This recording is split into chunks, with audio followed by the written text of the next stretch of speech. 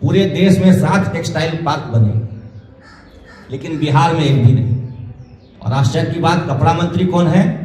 बिहार के गिरिराज सिंह जी कपड़ा मंत्री हैं, लेकिन बिहार को एक टेक्सटाइल पार्क नहीं दिला सकते। और वो अपने गृह क्षेत्र बेगूसराय में क्या करते हैं? झटका मीट दुकान का उद्घाटन करते हैं। कपड़ा मंत्री, केंद्रीय कपड़ा मंत्री, टेक्सटाइल पार्क दिलाना चाहिए उनको कि झटका मीट का दुकान का उद्घाटन करना चाहिए। वो हलाला पे बयान देंगे, पाकिस्तान पे बयान देंगे, 3 तलाक पे देंगे, वक्फ पे बयान देंगे। और टेक्सटाइल पार्क पर जब आप ही के मीडिया बंधुओं से सवाल पूछे थे, क्या बोले थे? ये सब फालतू सवाल नहीं करने का। तो युवाओं को रोजगार क्या झटका मीट का दुकान खोलने से मिलेगा कि टेक्सटाइल पार्क से मिलेगा?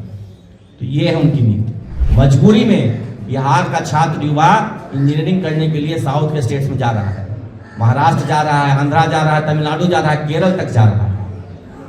लेकिन बिहार में सरकारी इंजीनियरिंग कॉलेज रहते वहां नामांकन नहीं करा।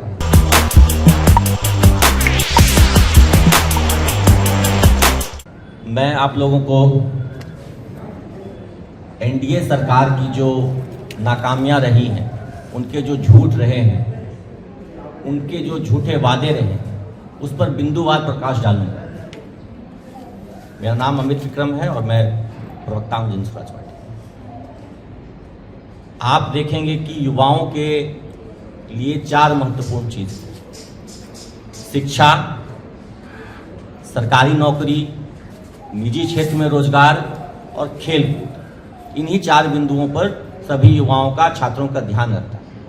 इन चारों मुद्दों पर बिहार की एनडीए सरकार और केंद्र की एनडीए सरकार दोनों ने मिलकर बिहार के युवाओं को ठगा।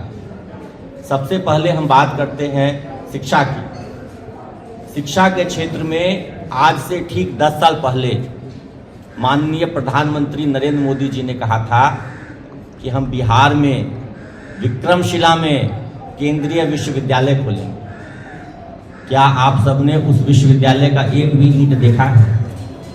एक भी ईंट 10 साल में उस केंद्रीय विश्वविद्यालय की नहीं रखी गई। सिर्फ घोषणाओं में सिमट के रह गया वो केंद्रीय विश्वविद्यालय। गौरवशाली इतिहास था विक्रमशिला विश्वविद्यालय का, लेकिन उसकी घोषणा होने के बाद कि हम वहां पर केंद्रीय विश्वविद्यालय खोलेंगे, उसकी घोषणा के 10 साल बीत जाने के बाद भी एक ईंट तक रखी नहीं गई। जो ताजा जानकारी है, वहां पर अभी भूमि अधिग्रहण का काम भी नहीं पूरा हुआ। और उसी घोषणा को हर चुनाव में माननीय प्रधानमंत्री जी हो या हमारे मुख्यमंत्री जी हो दोहराते रहते। पटना यूनिवर्सिटी में पिछले दिनों चुनाव हुआ है। पटना यूनिवर्सिटी को केंद्रीय विश्वविद्यालय का दर्जा देने की मांग पिछले 1 दशक से ज्यादा समय से उठती रही। हर यूनिवर्सिटी के इलेक्शन में, चाहे स्टेट के इलेक्शन में या किसी प्रधानमंत्री गवर्नर का विजिट होता है यूनिवर्सिटी में, तो वहां पर केंद्रीय विश्वविद्यालय का दर्जा देने की मांग होती है। लेकिन उस मांग पर भी सरकार ने आज तक कुछ नहीं किया। बिहार में बहुत सारे स्टेट यूनिवर्सिटीज हैं, लेकिन इन स्टेट यूनिवर्सिटीज की हालत क्या है? भागलपुर यूनिवर्सिटी से कट के मुंगेर यूनिवर्सिटी बना, वैसे ही मगध यूनिवर्सिटी से कट करके पाटलिपुत्र यूनिवर्सिटी बना। इन दोनों यूनिवर्सिटी के पास ना अपनी जमीन है, ना अपना कैंपस है। ये किराए के मकान में किसी दूसरे कॉलेज में मेकशिफ्ट बिल्डिंग में यूनिवर्सिटीज चल रही है। सोचिए वहां क्या पढ़ाई होती है। यहाँ यूनिवर्सिटीज में प्रोफेसर लेक्चर्स की जो कमी है, वो सबसे आप भली भांति वाकिफ हैं। लेकिन सरकार एक और ढिंढोरा पीटती है कि हमने हर जिले में इंजीनियरिंग कॉलेज खोल दिया। विभिन्न मीडिया संस्थानों की रिपोर्ट में यह बात सामने आई है कि इन इंजीनियरिंग कॉलेजेस में 90% तक की रिक्तियां हैं।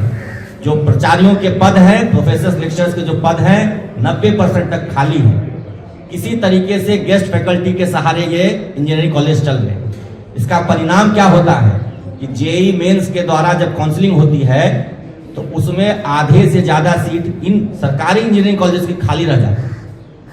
मजबूरी में बिहार का छात्र युवा इंजीनियरिंग करने के लिए साउथ के स्टेट्स में जा रहा है, महाराष्ट्र जा रहा है, आंध्रा जा रहा है, तमिलनाडु जा रहा है, केरल तक जा रहा है। लेकिन बिहार में सरकारी इंजीनियरिंग कॉलेज रहते वहां नामांकन नहीं करा।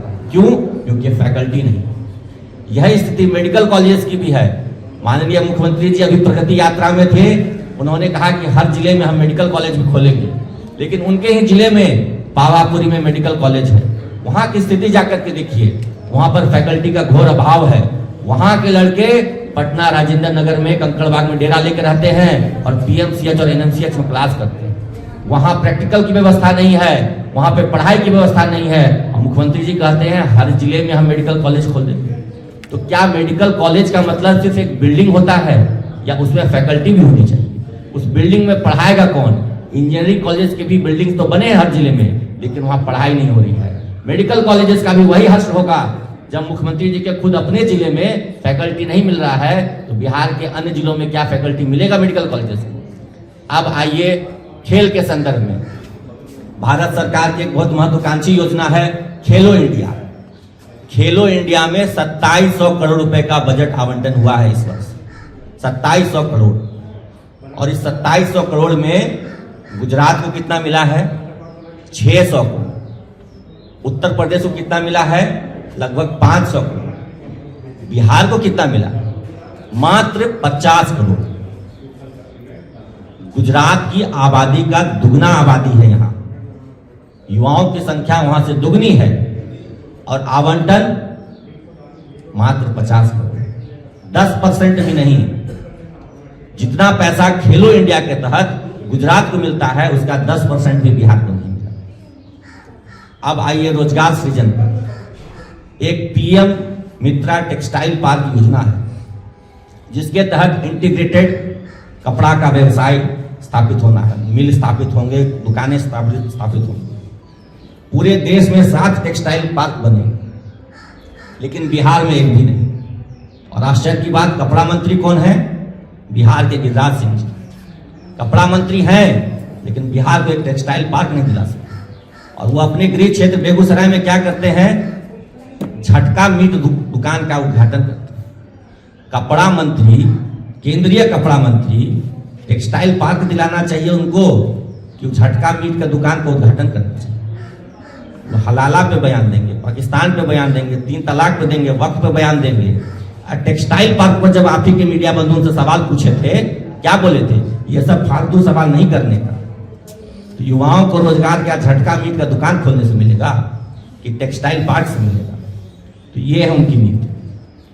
इस तरह से आप हर क्षेत्र में देखेंगे कि युवाओं की अनदेखी हो रही है।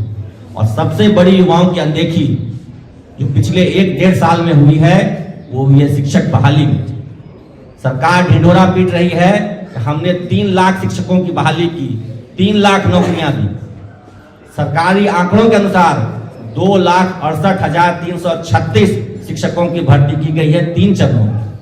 उस 2,68,336 में से 1/3 बाहरी है।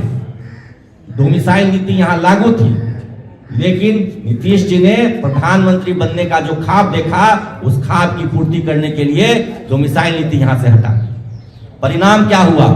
उन 2,70,000 जो लगभग 2,70,000 सीट है, 1/3 यानी 90,000 बाहरी आ गए। बाकी जो पद बचे, उसमें जो पहले से शिक्षक थे, राज्यकर्मी का दर्जा पाने के लिए या प्राइमरी से सीनियर क्लासेस में जाने के लिए, वो शामिल हो गए। 1/3 उसमें चला गया। बची कितनी सीटें? करीब 70 से 80 हजार सीटें। उसमें भी बहुत सारा फर्जीवाड़ा है, गलत डोमिसाइल, गलत आधार कार्ड का जांच हो रही है, तो पकड़े जा रहे हैं लड़के कि डोमिसाइल उनका गलत बना हुआ, आधार कार्ड गलत बना हुआ है। इन पे इनके अधिकारी पकड़े गए हैं। बेतिया में जो आपने देखा 2 करोड़ का कैश निकला है, उन पर आरोप क्या है? उन पर आरोप है कि डॉक्यूमेंट वेरिफिकेशन में उन्होंने फर्जीवाड़ा किया। तो इस शिक्षक बहाली में जो वो 3 लाख का आंकड़ा दे रहे हैं, हकीकत है कि मात्र 60 से 70 हजार बिहार के लड़के लड़कियों को रोजगार मिला, और आंकड़ा दे रहे हैं 3 लाख का। अब सोचिए, जब 3 लाख में से वो 1/3 पर आ गए, तो 10 लाख में से वो जो वादा किए हैं, कितना रोजगार दे रहे हैं? तो इनका जो भी वादा है, जो भी दावे हैं, सारे के सारे झूठे हैं। सिर्फ युवाओं को बरगलाया जा रहा है, ठगा जा रहा है। उनके रोजगार की बात नहीं हो रही है, उनके शिक्षा की बात नहीं हो रही है। उनको न रोजगार देंगे, न शिक्षा देंगे, न नौकरी देंगे, न उद्यमिता के कोई साधन देंगे। तो क्या देंगे? मजदूरी करने के लिए ट्रेन देंगे। यहाँ से ट्रेन खुलेगी, उसमें टॉयलेट में बैठ करके यहाँ के युवा मजदूर बनने के लिए दिल्ली, उत्तर प्रदेश, महाराष्ट्र और गुजरात जाएंगे।